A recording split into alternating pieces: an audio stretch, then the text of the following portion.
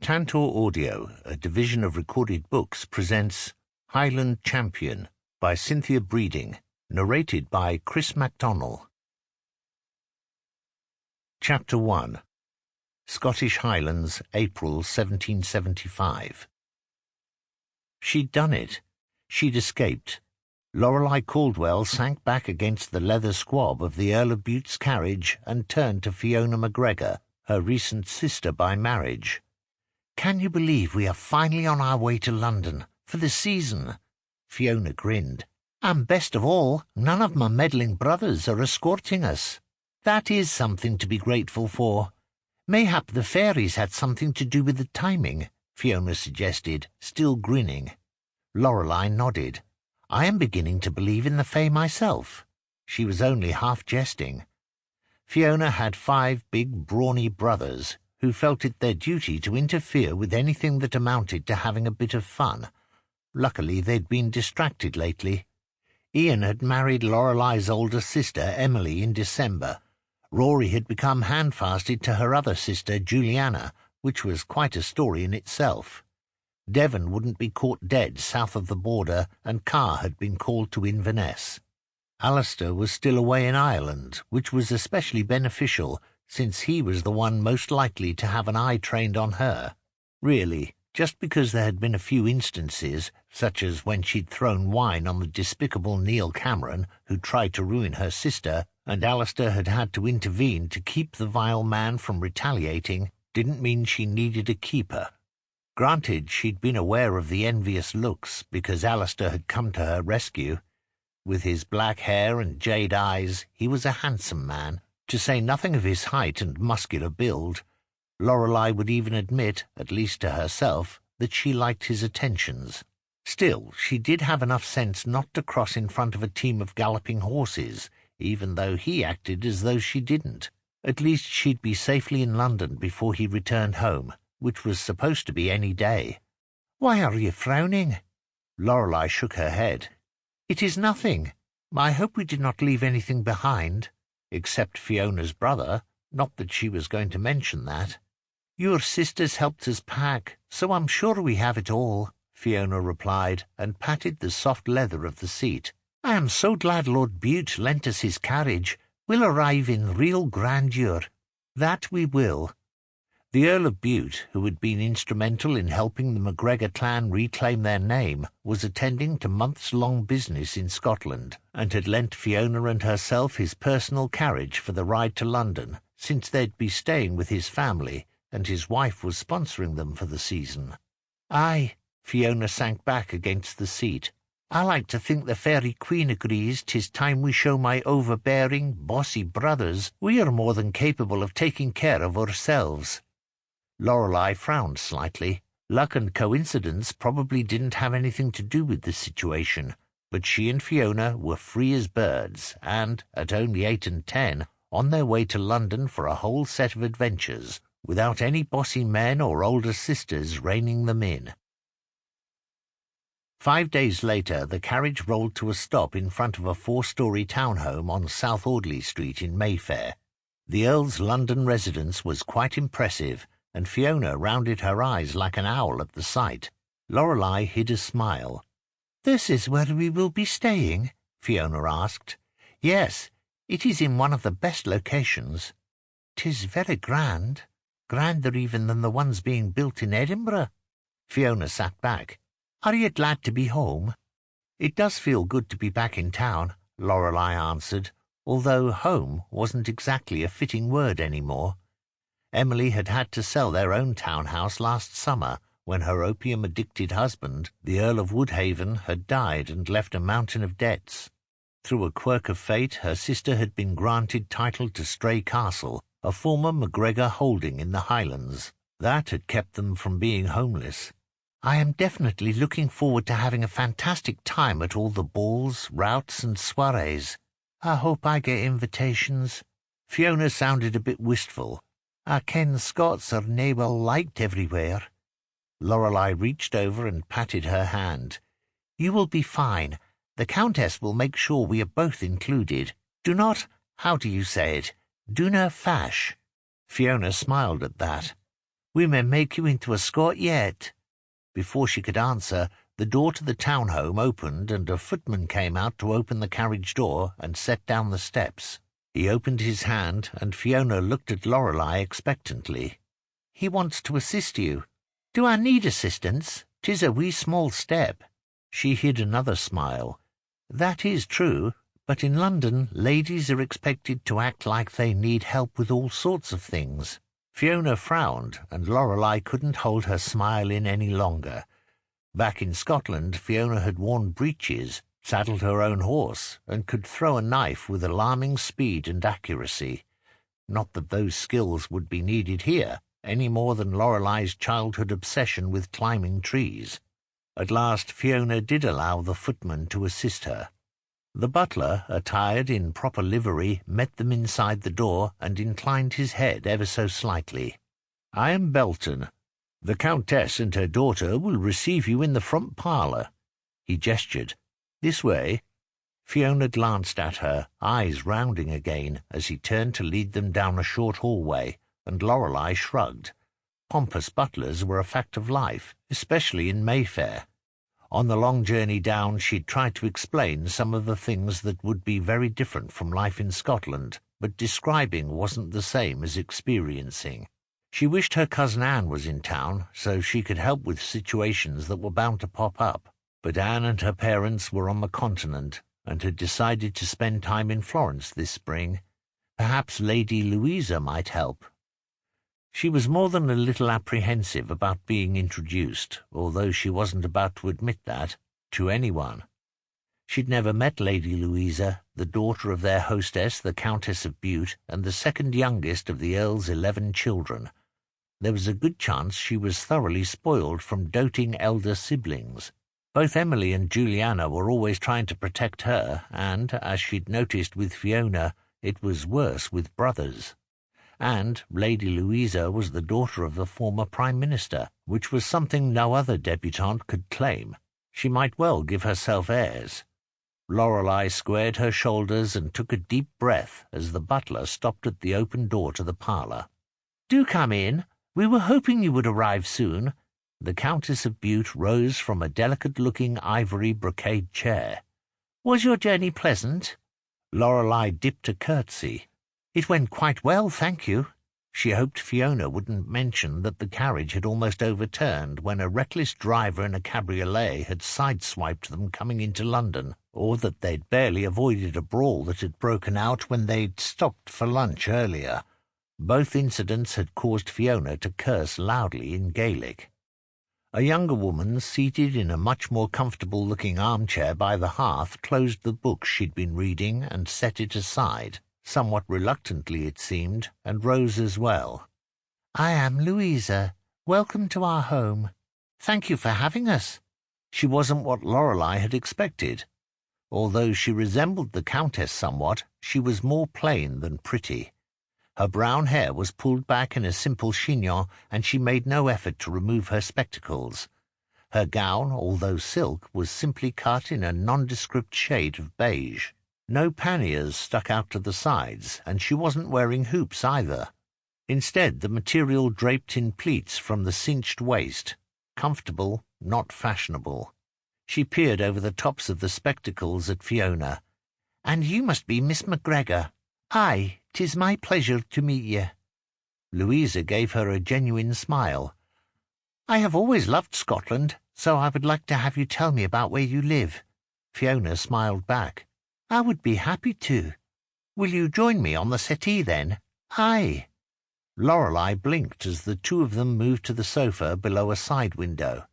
Either Lady Louisa was trained extremely well to make strangers comfortable, or she was actually interested in Scottish life. From the questions she was rattling off, it sounded like the latter. Another footman appeared, wheeling a cart with a full tea service, although Lorelei didn't recall Lady Bute having given instructions. It seemed the household was very efficiently run. She looked around as the Countess poured tea. In the nearly 10 months she'd been in Scotland, she'd almost forgotten the fancy elegance of a Mayfair townhouse. By contrast, the original part of Stray Castle was medieval, complete with a great hall, stone walls, and narrow slit windows that were meant more for defence than for light. This parlour had a large window that looked out into a small garden, and its walls were covered in ivory damask with a scrolled pattern of vines and leaves rather than tapestries. Dark blue velvet draperies complemented the pale blue brocaded upholstery and reflected the various threads in the Aubusson carpet laid over polished oak floors. Unlike the hearths at Stray Castle that were nearly large enough to stand up in, with permanently sooty walls from years of peat smoke, the one in this room was barely waist-high, the brass screen in front of it polished to a sheen. The white marble mantel above showed not a speck of dust, let alone soot. Lorelei wondered what Fiona would make of it. "Do come over and drink your tea before it cools," Lady Bute said to her daughter. "You have months to learn about Scotland." Louisa turned to Fiona as they moved over to the larger sofa. "I do apologize. I should not have kept you talking." Fiona gave her a quizzical look. "Why, nay. You were curious, and I didn't mind answering your questions. I should have properly allowed you tea and biscuits first." Fiona tilted her head to one side. "Does everything have to be done proper all the time?" "I am afraid so," the Countess answered for Louisa. "It is very important that young ladies observe all of society's rituals if they want to gain proposals from respectable gentlemen." Louisa wrinkled her nose. "She means titled gentlemen." Fiona widened her eyes. "I do not expect that." "Really?" Louisa studied her. "You did not come down here expecting to make a match that would help the McGregors secure their status?" "Really, Louisa," Lady Bute frowned, "that is certainly not a proper question." Her daughter frowned too. "But it is the truth, mother. Why else would our fathers spend thousands of pounds on our fancy gowns and slippers so we can outshine one another at endless engagements in hopes of catching the biggest prize?" The Countess set her teacup down. "I am sure Lorelei and Fiona are looking forward to some of those engagements." "I am," Fiona said. "Several of my brothers have been to London, and I have always wanted to see it. And I am looking forward to the social season as well." Lorelei didn't say that, even though she'd always envisioned a huge wedding, maybe at St. Paul's Cathedral, she was not considering marriage yet. This season was for adventure. Instead, she smiled.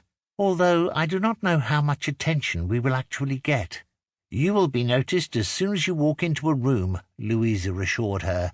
"Your hair is so light, and your skin fair as porcelain." She smiled at Fiona. "And you, with your inky hair, will draw attention too." "You do make a fine contrast to each other," Lady Bute said. Lorelei looked from mother to daughter. They were certainly a contrast as well. The Countess of Bute was mostly what she expected, a matron of the temps. Louisa was a surprise. She didn't seem at all taken with fashionable clothes or balls, soirees and routs. Endless engagements, she had called them. And Lorelei had detected a bit of independence in her tone, even if she deferred to her mother. She bit her lip to keep from laughing. Independence was a trait both she and Fiona had in spades. Perhaps they'd have an ally. It was going to be an interesting season. Alistair McGregor reined in his great Frisian and paused to observe the smoky haze that blotted the horizon and obliterated what he knew was the densely packed city of London. He patted the stallion's neck. "We better appreciate the fine air we still have, Kelso. In another hour or so we'll be breathing soot." The horse blew through his nostrils as though he understood the value of clean air and ambled slowly forward rather than briskly trotting like he usually did. "Aye, I'm in nae hurry either." He'd spent 4 days riding hard to get here, and now that he was close he slowed down. A wise general took time to survey the battlefield and plan a course of action before engaging in combat. He grimaced.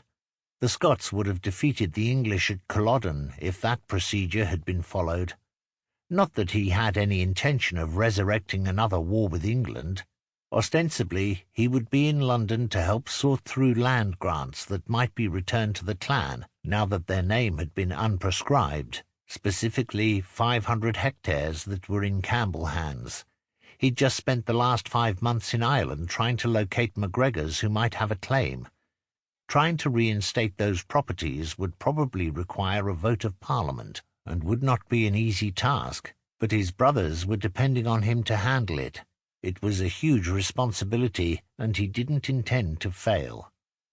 Truthfully, though, he had another reason for being in London.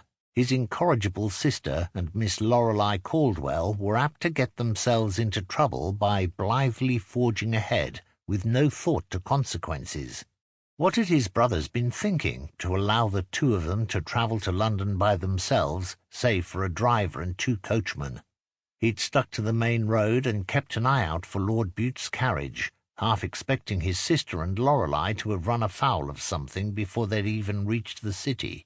That he'd seen no carriage with the Earl's crest parked at any of the coaching inns was encouraging, but the Lord only knew what mischief they could get into in a city the size of London. But as long as he was being honest with himself, there was still another reason he wished his damn brothers had kept the females at home. When Lorelei had arrived at Stray Castle with her sisters last summer, he'd been immediately attracted to her, even though she was but 8 and 10. Her hair was the colour of moonlight, and her eyes such a light blue they looked almost silvery. She looked otherworldly, as if she'd been touched by the Fae.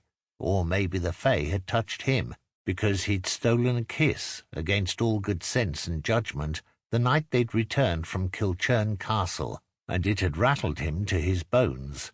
That she hadn't slapped him silly was somewhat of a miracle, or maybe the ill-timing, or well-timed, depending on one's view, of his sister appearing on the steps had thwarted it. In any case, it was a good thing he'd left for Ireland not long after, or he'd have attempted another kiss, probably not with the same luck. Looks could be deceiving, though.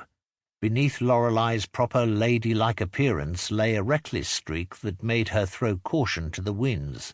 Feisty, flighty, fickle, not traits that a reasonably intelligent man would seek in a woman. Mayhap Lorelei was some sort of sylph after all, for he found her irresistibly fetching. Courting her in the Highlands would have been much easier than having to mire through the muck of a London season, with all the sods that would be vying for her attention, but he wasn't one to turn down a challenge. He was a MacGregor after all. Chapter 2. Lorelei looked around the Pot and Pineapple, a small eatery on Berkeley Square that was being transformed into a tea shop that would serve ices and sorbets. She'd heard rumours before she'd left last summer that a man named Gunter had plans for this place, but at that time it had still offered only French and Italian sweetmeats. She said to Fiona as she sipped her lemon ice. "Can you imagine how good this will taste once the weather turns hot?" "Does it truly get hot here?" Fiona asked as she tasted her own ice. "The closest we come to that in the Highlands is warm." "The summer has days that are stifling," Lorelei replied, "but at least we will not be wearing wool." "Aye, I think we bought enough clothes this morning to outfit a whole village." Lorelei laughed.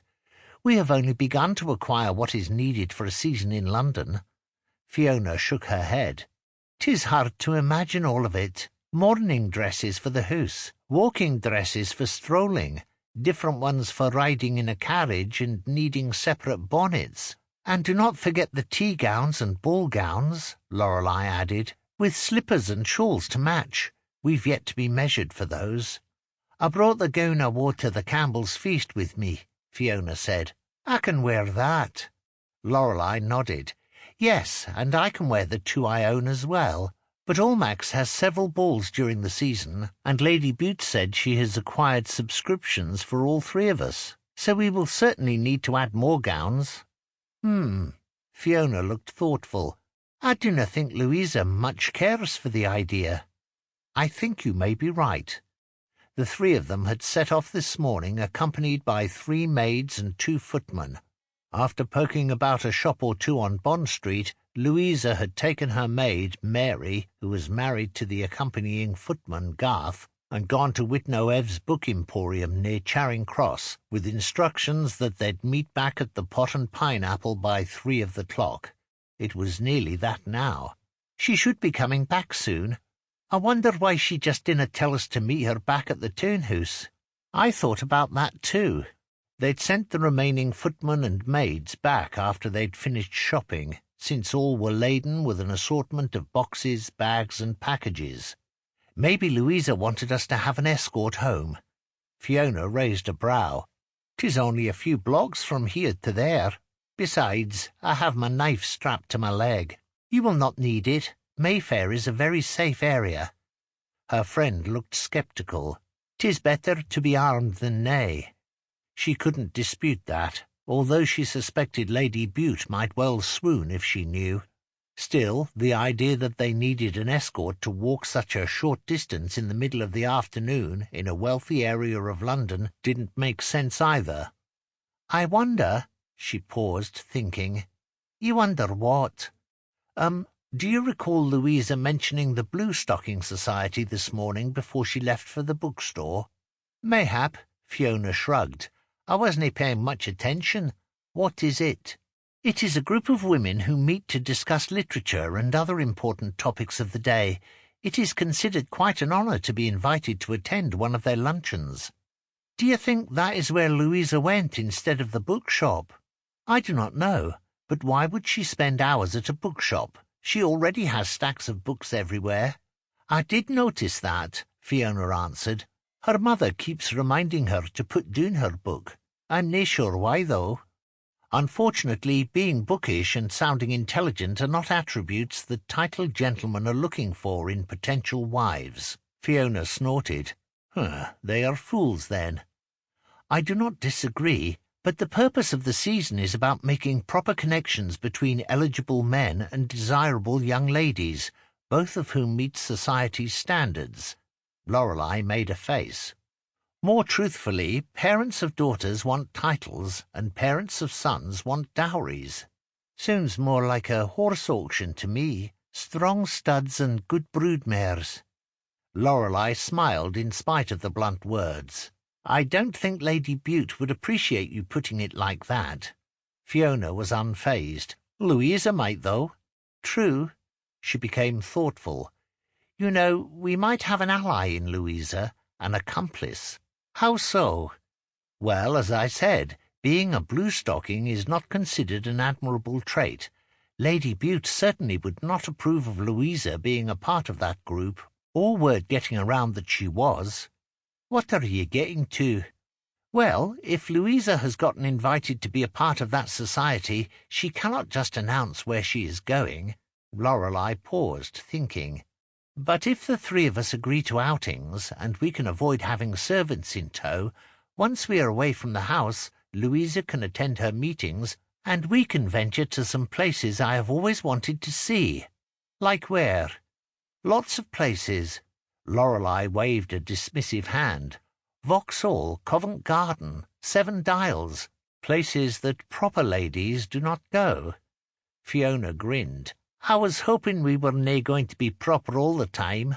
Lorelei grinned back. "This is our time to live life to the fullest before we get married and settle down. I intend to have adventures first. 'Tis why I came to London. I want to ken about all of it." Fiona tapped her leg as Louisa appeared in the doorway. "And we will be well protected, too." Lorelei didn't have time to answer before Louisa arrived at their table, along with her maid and footman. They were each carrying a parcel, which might have been a ruse for Louisa. Lorelei wanted to test her theory by asking about the Blue Stocking Society, but that was a subject best approached when they had more privacy. On their 10-minute walk home, Louisa chatted about a treatise she'd found by Joseph Priestley, a philosopher, theologian, and chemist that more or less confirmed what Lorelei had been thinking. It certainly wasn't poetry or even fiction, which would be considered acceptable. Hartley's theory of the human mind sounded like reading material in which only a professor at an institution of higher learning might be interested. She could just about imagine the looks on the faces of potential dance partners at Almack's if Louisa were to broach the subject. Lorelei's suspicions about attendance at the Bluestocking Society were further confirmed by the change of subject and expression as they approached the front steps of the townhouse. Louisa suddenly started chatting about the shops on Bond Street, a smile pasted to her face. Lorelei adopted a smile too, since Louisa obviously wanted her mother, or at least Belton, to think the three of them had been having a lark of a day. The smile disappeared when she heard the sound of a deep masculine voice coming from the parlour, one that made her stomach feel as though it were full of fluttering butterflies with a definite Scottish burr, and perhaps a bit of Irish brogue as well. She exchanged a wide-eyed look with Fiona. "What in the world is Alistair doing here?" Alistair heard their laughter as they entered the foyer, even though he couldn't see them, and then the sound died as footsteps approached. Evidently either his sister or Lorelei had recognized his voice. That did not bode particularly well for his welcome. He caught himself before he could square his shoulders and look defensive. Instead, he made sure to keep his attention focused on Lady Bute, so it would appear he was fascinated with discussing the changing spring weather in London.